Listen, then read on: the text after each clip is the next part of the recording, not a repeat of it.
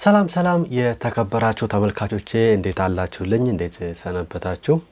ዛሬ ይዤላችሁ የቀረብኩት የተለያየ ቁሳቁስ ነገር ስንነካ የብረት መዝጊያ ሊሆን ይችላል፣ ቧንቧ ሊሆን ይችላል፣ ልብስም ኢቭን ስንለብስም ሊሆን ይችላል የሚነዝረንን እንዴት አድርገን ማከም እንደምንችል ቤታችን ውስጥ ቁጭ አድርገን በምን መከላከል እንደምንችል እንማራለን።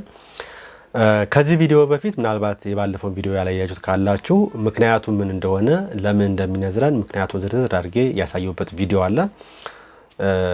መፍትሄውን ከማየታችን በፊት ምክንያቱን ማየቱ መልካም ነው። እሱን ቪዲዮ ያላያችሁ ካላችሁ ግን ቀድማችሁ ብታዩት መክራለሁ። ምናልባት ለቻናሌ አዲስ የሆናችሁ ዛሬ ገና የኔን ቻናል የተቀላቀላችሁ በዚህ ቻናል ስር ከጤና ጋር የተያያዙ የተለያዩ መረጃዎች በየጊዜው አቀርባለሁ። እናም ለቻናሉ ቤተሰብ ያልሆናችሁ ሰብስክራይብ ያደረጋችሁ ሰዎች ካላችሁ ሰብስክራይብ አድርጉና ቤተሰቡ ነው።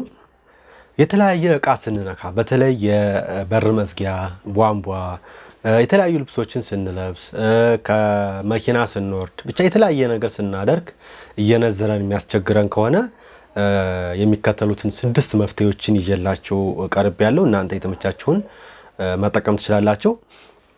ከመጀመሪያው ስንጀምር ግራውንድ ማድረግ ነው የመጀመሪያው መፍትሄ። ግራውንድ ማለት ነው እንደዛ አይነት የሚያስቸግራችሁ ከሆነ በባዶ እግራችሁ አፈር ካለው መሬት ላይ ወይም ደግሞ አፈሩ ግልጽ ካለ መሬት ላይ ከ3 እስከ 5 ደቂቃ መቀመጥ ወይም መቆም ያስፈልጋል። ወይም ደግሞ በእጃችሁ ግላፍ ሳታደርጉ በባዶ እጃችሁ ማለት ነው መሬቱን ግልጽ ያለ ወይም ደግሞ አፈር ያለውን መሬት ከ3 እስከ 5 ደቂቃ መንካት ነው ወይም ደግሞ እዛ ላይ እጅን ማስቀመጥ ነው። ይሄ የማይመቻችሁ ከሆነ ደግሞ ብረት መሬቱ ላይ አፈር ካለው መሬት ላይ ብረቱን ሰክታችሁ አፈር ካለው መሬት ላይ ማለት ነው ያን ብረት መሬቱ ላይ ወግታችሁ ያንን ብረት መያዝ ትችላላችሁ ከ3 እስከ 5 ደቂቃ። በዚህ መሰረት ሙሉ በሙሉ መፈወስ ትችላላችሁ ወይም ደግሞ ሙሉ በሙሉ ከንዝረት መገላገል ትችላላችሁ። በተደጋጋሚ የሚያስቸግራችሁ ከሆነ ግን በ8 ቀን አንዴ ብታደርጉ በቂ ነው። ሁለተኛው መፍትሄ ደግሞ የምትለብሱትን ልብስ መምረጥ ያስፈልጋል። በባለፈው ቪዲዮ እንደተመለከትነው በቀላሉ ኤሌክትሮን የሚወስዱ በቀላሉ ደግሞ ኤሌክትሮን የሚሰጡ ቁሶች ምን እንደሆኑ ተመልክተናል። ጎን ለጎን ከዛ ጋር እንደዘነጋሁት ነገር አለ። በቀላሉ ኤሌክትሮን የሚወስዱ በቀላሉ ደግሞ ኤሌክትሮን የሚቀበሉ ቁሶች እንዳሉ ሁሉ ምንም ኤሌክትሮን የማይሰጡም የማይቀበሉም ቁሶች አሉ። እነዚህን ተመራጭ ማድረግ አለብን። ኤሌክትሮን የማይሰጡም የማይቀበሉም ብዙ ጊዜ ኒውትራል የሆኑ ቁሶች ለምሳሌ አሁን ከጥጥ የተሰሩ ልብሶች ሙሉ በሙሉ ኮተን የሆኑ ነገሮች ብዙ ጊዜ ኒውትራል ናቸው። ከሌላ ቁስ ላይ ኤሌክትሮንም አይወስዱም፣ እነሱም ደግሞ አይሰጡም። እንደዚሁም ደግሞ ከእንጨት የተሰሩ ነገሮች ማንኛውም ነገሮች ኒውትራል ናቸው።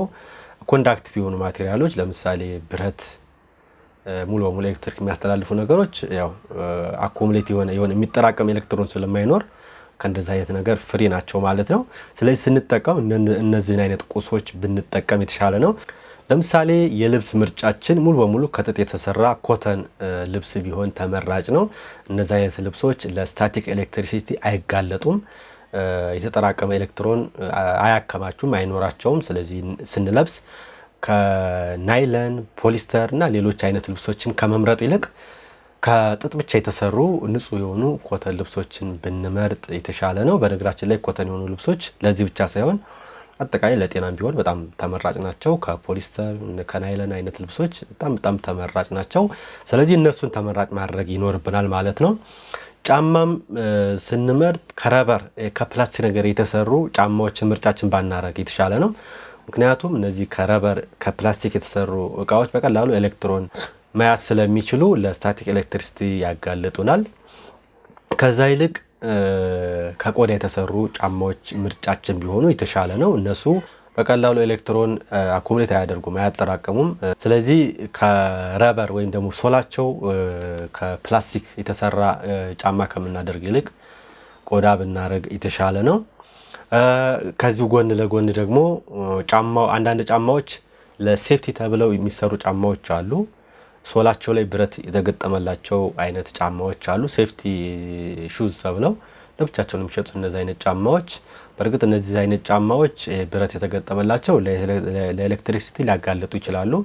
ነገር ግን ብረት ሶላቸው ላይ ሲኖር በቀላሉ ግራውንድ ማድረግ ስለሚችሉ በቀላሉ ስታቲክ ኤሌክትሪሲቲን ይከላከላሉ።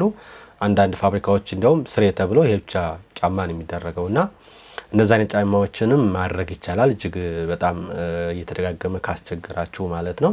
የምትለብሱት ልብስ አሁንም እያስቸገራችሁ ከሆነ ስታንጠለጥሉ እንደዚህ ልክ ምስሉ ላይ እንደምትመለከቱት ስታንጠለጥሉ በብረት ማንጠልጠያ ቢሆን የተሻለ ነው። በብረት ማንጠልጠያ ተንጠለጠለ ማለት አኮሙሌት የሆኑት እነዚህ የተጠራቀሙት ኤሌክትሮኖች በቀላሉ ወደ ብረቱ ይሄዱና ስታቲክ ኤሌክትሪሲቲ እንዳይኖር ያደርጋል ማለት ነው።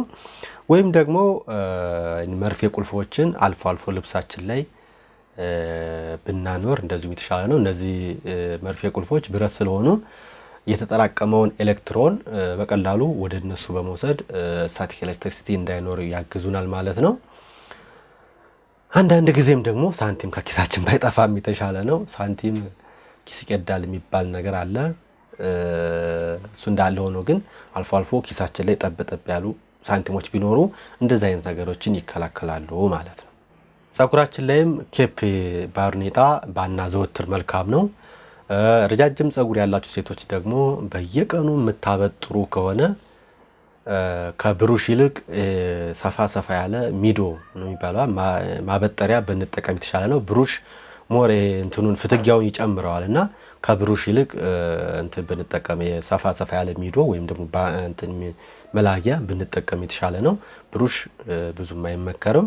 እንግዲህ በዚህ አድርገን የምንለብሰውን ልብስ የምናደርገውን ነገር በማስተካከል ከንዝረት ራሳችንን መከላከል እንችላለን ማለት ነው። ሶስተኛው መፍትሄ ደግሞ የሰውነታችንን ቆዳ ማለስለስ ወይም ደግሞ ማርጠብ ይኖርብናል። እነዚህ ኤሌክትሮኖች ሙቀት ሲበዛ የመንቀሳቀስ ብቃታቸው ይቀንሳል ወይም ደግሞ የሆነ ቦታ ላይ ተጠራቅሞ የመቆየት እድልን ይጨምርላቸዋል። ስለዚህ ሰውነታችን ቅዝቃዜ እንዲኖረው ማድረግ ይኖርብናል። ለዚህም በቂ የሆነ ውሃ መጠጣት አለብን።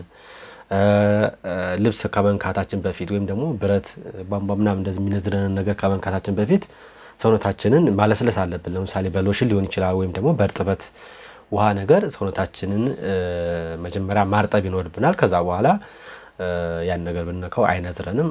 ምክንያቱም ሲረጥብ በቀላሉ ኤሌክትሮን መንቀሳቀስ ስለሚችሉ ስታቲክ ኤሌክትሪሲቲ አይፈጠርም ማለት ነው። አራተኛው መፍትሄ ደግሞ የቤታችንን ሙቀት መቆጣጠር ይኖርብናል። ቅድምም ጠቅሼዋለሁ። ሙቀት በበዛ ቁጥር ኤሌክትሮኖች በቀላሉ የሆነ ቦታ ላይ ይከማቻሉ። ስታቲክ ኤሌክትሪሲቲ በቀላሉ ይፈጠራል። ስለዚህ ቤታችን ውስጥ ሙቀት እንዳይኖር በማድረግ ሂዩሚዲቲውን ከ30 እስከ 50% በማድረግ በቂ የሆነ እርጥበት በቂ የሆነ ቅዝቃዜ ቤት ውስጥ እንዲኖር በማድረግ አሁንም ስታቲክ ኤሌክትሪሲቲ መከላከል ይቻላል። በተለይ በበጋ ወቅት እንዲህ አይነት ነገር ይከሰታል።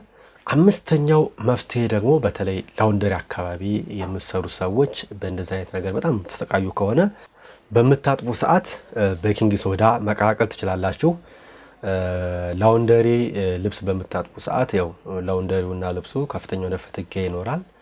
እናንተም ስታጥቡ ከልብሱ ጋር ከፍተኛ የሆነ ፍትጊያ ይኖራል። በዛ ምክንያት ስታቲክ ኤሌክትሪሲቲ ይፈጠራል ወይም ደግሞ ልብሱ ላይ ከፍተኛ የሆነ ስታቲክ ኤሌክትሪሲቲ ይከማቻል። በዛ ሰዓት ልብሱን በምትነኩ ሰዓት ይነዝራችኋል ማለት ነው። እና እንዲህ አይነት ነገር ለመከላከል በምታጥቡ ሰዓት ቤኪንግ ሶዳ መጠቀም ትችላላችሁ። በአንድ እጥበት 10 ኪሎ ግራም ለሚሆን ልብስ ግማሽ የሻይ ብርጭቆ በተጠቀሙ በቂ ነው።